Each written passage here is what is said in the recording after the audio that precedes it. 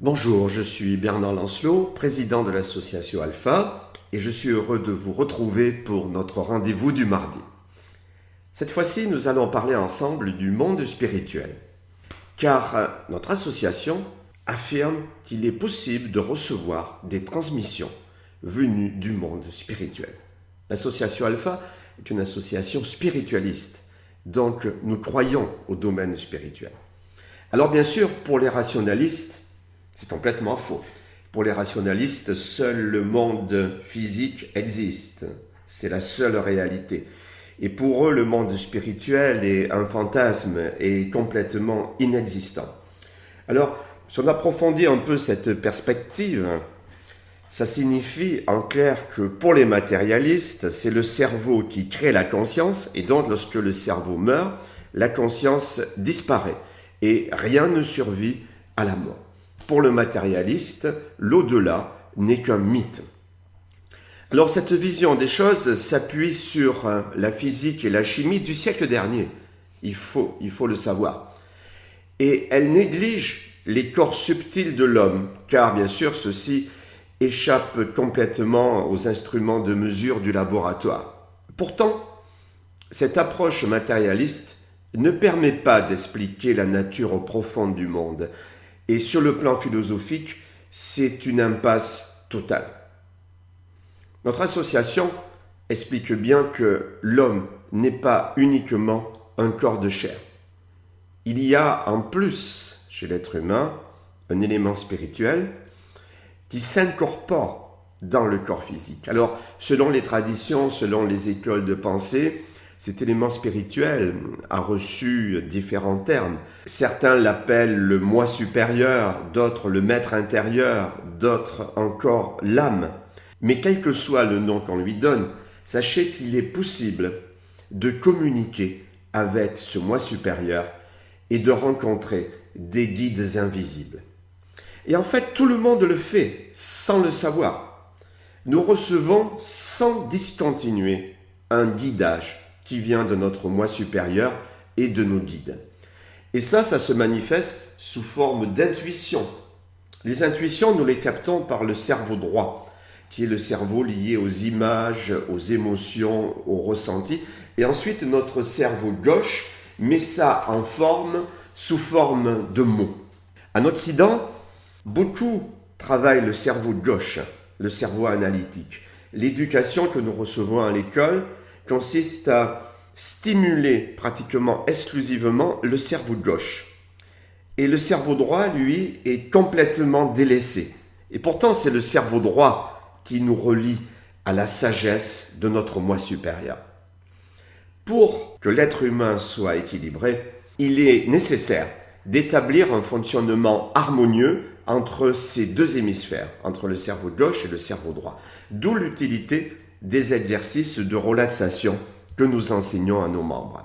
Et ensuite, on va laisser parler à travers nous les maîtres divins, ce qui peut se manifester par exemple sous forme d'écriture automatique ou sous forme d'œuvres d'art, par exemple des peintures qui vont être inspirées. Et ça permet de vivre infiniment mieux que dans l'illusion matérialiste.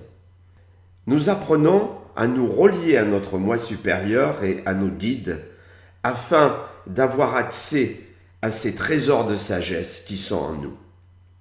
Et en plus, et ça c'est loin d'être inintéressant, on va être délivré de toute peur par rapport à la mort. Vous savez, c'est dramatique de vivre avec l'idée de la mort si on pense que la mort est la fin de tout. Et cette peur chronique nous empêche de vivre pleinement. Elle nous gâche la vie. Donc il va falloir brancher notre cerveau sur la longueur d'onde spirituelle au lieu d'être prisonnier des schémas de pensée implantés en nous. Et ainsi, nous allons vivre d'une façon qui s'harmonise avec notre dessein personnel et profond. Et alors, il n'y a rien à apprendre. Juste, on lâche prise et on laisse notre cerveau travailler avec ses deux hémisphères pleinement ouverts. Il faut juste éviter de bloquer l'intuition. Et pour cela, on se laisse aller. D'où l'utilité des exercices d'état alpha et de méditation que nous enseignons à nos membres. Ces deux exercices permettent d'atteindre un état de non-contrôle mental, le mental à lâcher prise. Et à ce moment-là, cela nous met en contact avec notre moi supérieur et aussi avec les maîtres divins. Pour entrer en contact avec le domaine spirituel, il n'y a pas de recette. Vous savez, on peut pratiquer des exercices, bien sûr, c'est excellent. On peut faire des lectures. Il y a certaines lectures qui peuvent être d'une très grande inspiration, mais rien ne remplace l'élévation spirituelle. Vous savez, on peut comparer ça à l'amour. Vous pouvez lire des romans d'amour, vous pouvez lire des études psychologiques sur le sentiment amoureux. Tant que vous-même, vous ne serez pas tombé amoureux, vous ne saurez pas réellement ce qu'est l'amour. Parce que l'amour est de l'ordre du ressenti. Eh bien, pour le spirituel, c'est la même chose. C'est de l'ordre du ressenti. Et si ce ressenti n'est pas présent, il ne peut pas y avoir de travail opératif. Vous allez faire ensuite alliance avec une famille spirituelle. C'est-à-dire, vous allez faire partie d'un égrégore et vous allez rencontrer des entités qui vous sont semblables, qui vont vous aider et vous protéger. Par exemple, elles vous enlèveront avant que vous connaissiez le gâtisme à la fin de votre vie, ou au contraire, vous sauveront d'un accident si vous avez encore des choses importantes à accomplir sur cette terre. Vous allez réellement devenir un instrument des forces célestes. Et c'est ça la véritable magie. Alors, sachez bien, il faut distinguer magie et spiritisme. C'est un peu la même différence qu'il y a entre un cocktail et un repas d'amis. Dans un cocktail, on butine un peu partout et on ne sait pas trop ce qu'on mange. Et dans le spiritisme, eh bien, on ne sait pas avec quelles entités réellement on va rentrer en contact. Les entités qui sont présentes dans les plans supérieurs sont de plusieurs sortes et ont plusieurs sources. Certaines sont une pure création de l'esprit humain, sont des projections de l'esprit humain. Si par exemple quelqu'un a des pensées de haine, de jalousie ou des idées fixes, eh bien cela va donner naissance à des formes pensées dans le plan astral. Il y a aussi les âmes enchaînées à la terre, c'est-à-dire des êtres qui après leur mort sont tellement matérialistes et tellement mauvais qu'ils s'avèrent incapables de monter vers la grande lumière. Vous avez aussi les âmes groupes, c'est-à-dire l'inconscient collectif des animaux qui correspond en fait à leur égrégore. Il peut être évidemment très dangereux de rentrer en contact avec ces éléments. Alors, je voudrais quand même faire une petite mise en garde. Lorsqu'on reçoit un message de la part d'un maître divin, il faut bien sûr faire attention, car parfois certaines informations peuvent venir non pas d'un maître divin, mais du bas astral. Alors, comment faire la différence? Eh bien, c'est très simple. Observez la différence de ton. Tous ceux qui tentent de vous dominer, que ce soit sur Terre ou dans les plans supérieurs, vous disent « Obéissez à moi et tout ira bien ». Et ils cherchent aussi à vous faire peur.